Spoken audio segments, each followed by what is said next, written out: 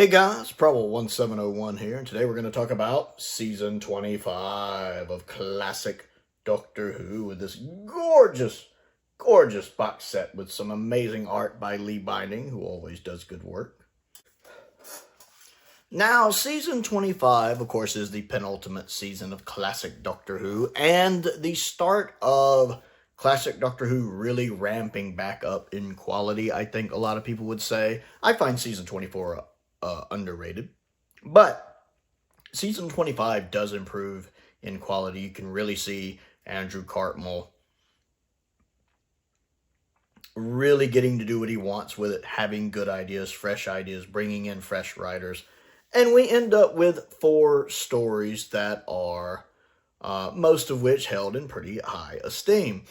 3 of the 4 at least. We start off with first off, this is the Ace's first full season, and Seven and Ace just go together well. They have such a good chemistry. I mean, Sylvester and Sophie just have good chemistry. You can tell they're friends, that they get on really well, and even to the present day, they get on really well. You can tell they're very good buddies, and they share a birthday as well, actually. And of course, I love Ace. I think Ace is one of the best companions the show has ever had. I do like the 7th Doctor as well. And this is really where you start to learn about Chess Master McCoy, where you really start to learn just how good the 7th Doctor is at manipulating things, people, and thinking 37 moves ahead. You really get that right off the bat from the first story, which of course is Remembrance of the Daleks. I like Remembrance of the Daleks. I think all 3 of the 80s Dalek stories are good. I'd probably put Remembrance as the middle one between them, but all 3 of them are good. Sylvester has some good performances here. I like the location work, even if it's shot on videotape. I still think it's really good. Ace gets some nice stuff to do. She gets a little romantic side plot with a character that Dursley is playing in this, which the Looking for Dursley was actually really good on the Season 25 box set. He makes a good love interest, and the fact he ends up being kind of one of the bad guys is well done. I like the guy playing, Rathbone or whatever his name is, Raththorn or whatever. He's really good. We have Michael Sheard back. I always enjoy when Michael Sheard shows up. The guy playing the kind of brigade leader type character like the Brigadier is really good. And then the 2 women that are there, like the scientist women, I like them as well. Everybody, they have some really funny moments where they pick at the brigade leader, like when he tells them to come on, and they almost give him like a mock German foot stomp and salute. It's kind of mocking him, which is funny. And then, of course, there's that wonderful reference to Quatermass in the pit in there, which I enjoy. I like the idea of the Dalek Civil War. I've mentioned this in several videos. I like that Revolution of the Daleks brought that back. I really like the idea of the Dalek Civil War. And I like the fact that the Daleks do look different. The Renegade Daleks have one look, whereas the Imperial Daleks have that more cream look to them with their shell casings. I like the fact you can tell the difference between them. I like the fact their laser blasts are different colors, with the Renegade Daleks being the more traditional teal, and the Imperial Daleks having that orange blast. I like that you can kind of tell who's shooting at who. I enjoy that a lot. I like how they tie the story in with the original Unearthly Child being set in 63, The Hand of Omega. I enjoyed that. I like how it cons you into thinking Davros is working for the Renegade Daleks when he's really not. And the reveal of him being the actual Emperor Dalek at the end is interesting, and interesting progression of his character. I love the confrontation between Davros and the Doctor at the end. The first time you really see Chess Master McCoy. That's a great confrontation, and how you learn the Dalek's been the Doctor has been conning them the whole time is magnificent. I absolutely loved that. Love the updated special effects on the box set. The updated special effects version is my definitive version of this story now. Whether you're watching the transmission version with updated effects or the special edition. I do like the special edition. I love the updated effects. Updated Laser Blast! You know that's my jam. I love me some updated Laser Blast. And that was one thing that I felt like Remembrance needed. Because the Laser Blast, while the original Laser Blast didn't look bad, they did look a little outdated, so I do love me some updated laser effects. Plus, some of the other updated effects are nice. I also like that touching is the wrong word. That scene when Ace sees that sign and she's just totally disgusted by it. I like that. And the fact that she doesn't have to say anything there for you to know she's disgusted by it. The look on Sophie's face when she sees it sells that. And the fact she immediately grabs her jacket and leaves communicates it well. I like the fact the special edition cut out the little TV broadcast. And next on I never liked that. It's a little too meta for me. I like the scene between the Doctor and Jeffrey from Fresh Prince of Bel-Air. I can't remember the actor's name, but he's great. When the Doctor's talking about ripples in the pond and stuff, that's a really nice scene. The fact he talks the Dalek into dying, that's just, don't mess with Chessmaster McCoy. The little girl in it's a good performer, too. I really liked her in this. She does a lot. How she says the dialogue is really good, but the looks on her face, you just know there's something up with her. I don't really care for that little children's theme that plays with her a lot of times, but her actual performance is great. I like just stuff she's doing with her face is impressive, especially for someone so young. And I do wish Michael Sheard had been in more. I swear he gets killed in like part 2. I wish he'd been in more of the story because it's Michael Sheard.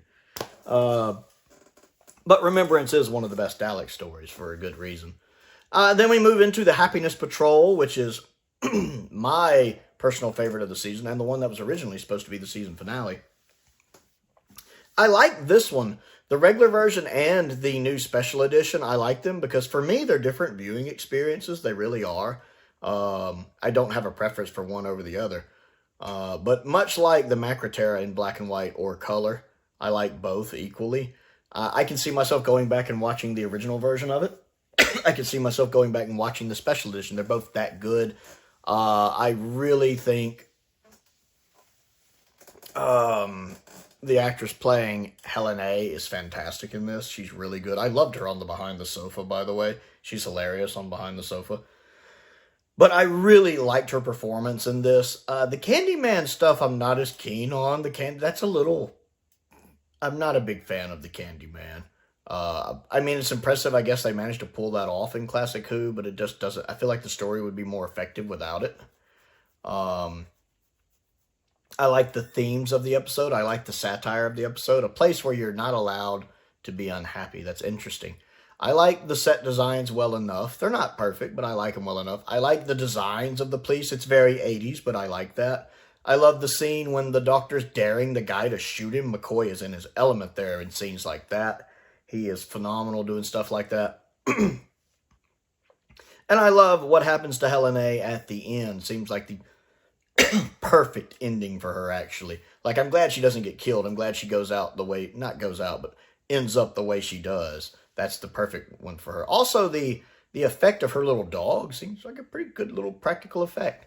I love the Happiness Patrol. I've talked about it before on the channel. Easily my favorite of the season. I love good political satire when it's done in a clever manner. Good story. And then you have Silver Nemesis, which I enjoy. I think it's underrated. It's not as good as the previous two stories, but it's still nice. And I like all the versions of it. The transmission version is good. The special edition of it's good. And even the omnibus I enjoy, because some of the stuff the omnibus cuts out didn't need to be there in the first place. Like the bit when the lady Pinafore and the guy with her are traveling in the car with the southern lady. There's no reason for that to be there. I don't mind it being there because it's absolutely hilarious. It is hilarious. But it doesn't need to be there.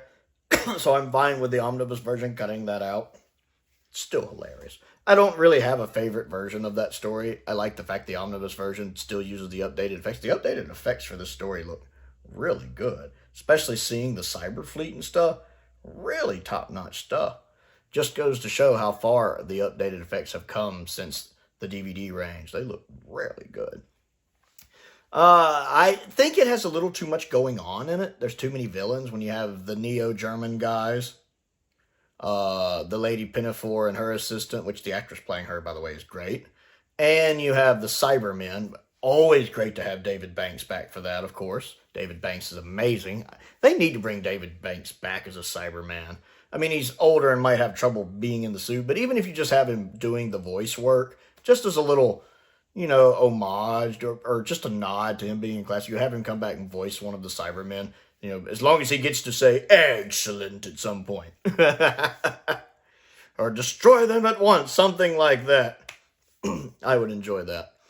Although, to be fair, the way the Cybermen kind of talk in the modern series with that deeper voice, to me, does kind of call back to him voicing a Cyberman, in my opinion. But yeah, I like this story. Again, it has problems.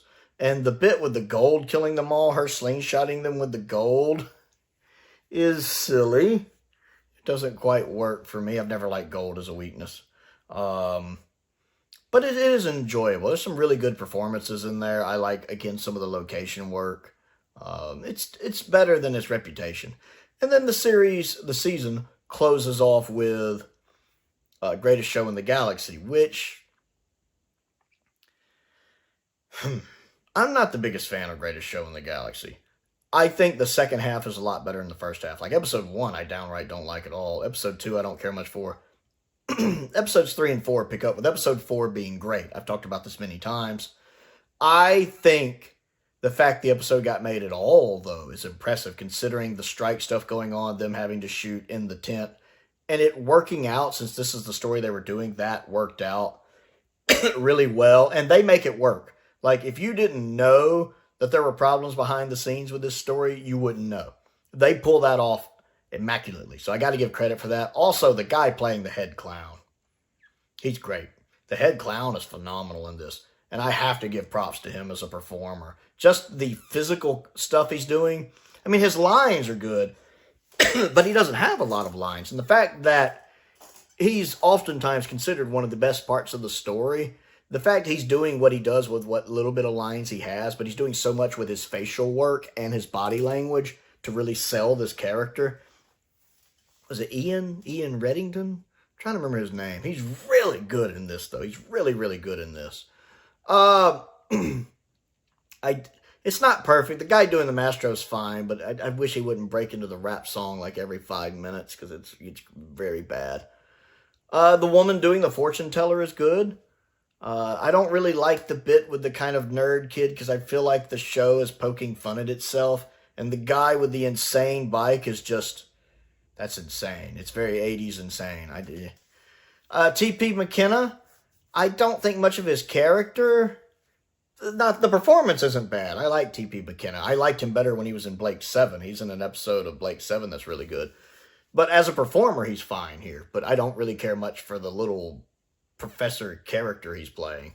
I do like the werewolf girl. I like the werewolf girl. The actress playing the werewolf girl, she's good. First off, I just like that outfit. I like her transformation. And I think it's a good performance. I definitely feel like the story gets better, which is a big deal for me. If a story can stick the landing, hey, I'll give it props. But there is some dumb stuff it does in the first couple parts that kind of hold it back for me. The first 2 parts don't do a lot for me. But it picks up, and episode 4 looks really good. I mean, the original effects hold up for this story really well. Like, it's a story I said never needed updated effects. The updated effects look good, but the original effects also look good. I loved the original effects, especially in episode 4. So it's a strong end for the season, the last half of the story. So none of the stories I think are just flat out bad. I'm not a big fan of Greatest Show, but the second half of it's good. I still think Silver Nemesis is better. That's just me. And of course, I love Remembrance and Happiness Patrol. So I think you have a nice variety of stories. Only 4 stories in this season, of course. They had trimmed down the stories at this point. Great performances from McCoy. Great performances from Sophie. Most of the guest cast I like. It's a really strong season and really got Doctor Who back on the rise. Because I really feel like Doctor Who's last 2 seasons are both very strong seasons. And 25, again, the start of that was season 26, I think, going even higher.